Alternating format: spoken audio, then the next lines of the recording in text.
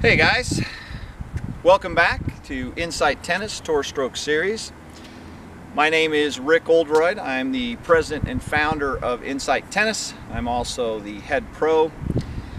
Today we want to talk about the forehand, and we want to talk specifically about 5 key points that every great forehand consists of. And if you want to build like a forehand like the pros, an ATP pro forehand, there are 5 key elements that must be in place to have a reliable, powerful forehand like the top pros. So first of all, what we want to look at is obviously the grip. Now there's lots of variations of grips out there. By and large, the majority of the professionals use a semi-western grip or some variation thereof. The easiest way to look at that, or the easiest way to find that, is to take your hand on the left hand on the racket like this and do the handshake grip or the continental grip to start with. And then what you're going to do is rotate it a little bit to the right. That's an eastern forehand. And if you rotate it even further, that's a semi-western forehand. Okay, and so it looks like that from the front. You can see that the index knuckle is right here on bevel number, actually it would be bevel number 4. Okay, and that's what it looks like. Now, that's first and foremost. The second thing is if they have a 2-hand backhand, they're going to have the other hand on the racket with also a semi-western grip in most cases. Okay, now the first thing that we want to start off with is a good ready position. So we've got a good athletic stance. Hands are just resting here in front of us, and the racket head is above our hands. This is a power position we'll talk about later. But the racket head is here above our hands. Now, when the ball comes, and as soon as I know that it's a forehand, I'm going to do a unit turn or a hip and shoulder rotation. So the simplest way is to slide my left hand up onto the racket like this and simply rotate my hips and shoulders. Do a unit turn, as you can see. Hopefully that's in the camera right there. Okay, now from this position, so this is position number 1. So we've got ready position is the first step. Step 2, hip and shoulder rotation or unit turn.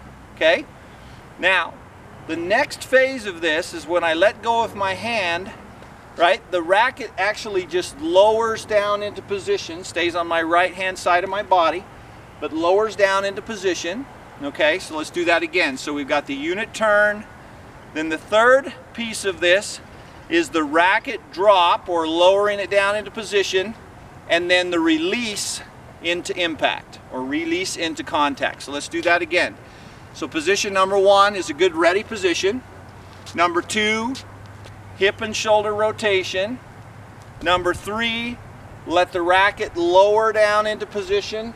Okay. Number 4 is I'm just going to allow my racket to release back as I start to uncoil, right? Release back, or the racket drop and release back to impact. Okay? So let's go back through that one more time. Very, very simply, you're going to start with a good ready position. We're going to do a hip and shoulder rotation. Every pro in the world does this. They take some of them higher and some of them lower than others, but every single one of them has the left hand on the racket. That gets me a really good shoulder turn. Then I'm going to allow my left hand to release out. I'm going to lower my racket into position of the incoming ball. And as I start to uncoil, my left hand will just naturally get out of the way. My racket lays back. I release back to impact, make contact with the ball, and then extension and finish. Okay? So the first step is a good preparation, good ready position, if you will. The second step is the hip and shoulder rotation, keeping the left hand on the racket. The third step, you would be lowering your racket into position, so the racket drop, if you want to call it, and then release to impact, racket drop and release. And the fifth step, that's actually the fourth, and the fifth step would be the extension and the finish. Okay, so hopefully that's going to be helpful for you. We like to keep things really, really simple. I think it's easier if you don't complicate it and you try to stay compact, keep it simple.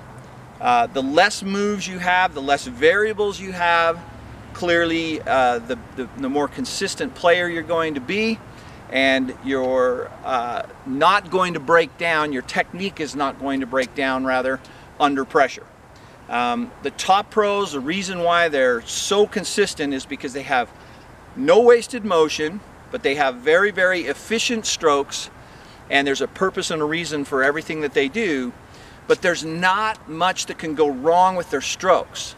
They're very compact, very simple, and what we call a repeating swing, and so that's what we want. So just in summary, 5 key points of the best forehands in the world.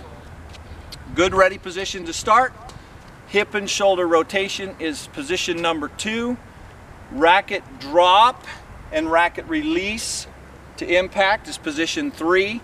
Extension out through the ball, rotation and extension is 4, and finish up over the left hand shoulder is position number 5. All of the top pros, all of the best forehands in the world have those 5 key points.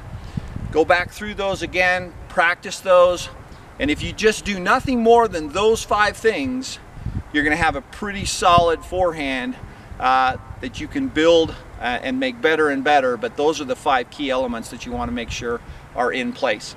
Hopefully that is helpful for you. If you like this video, please click the link below. Subscribe to our channel, Insight Tennis.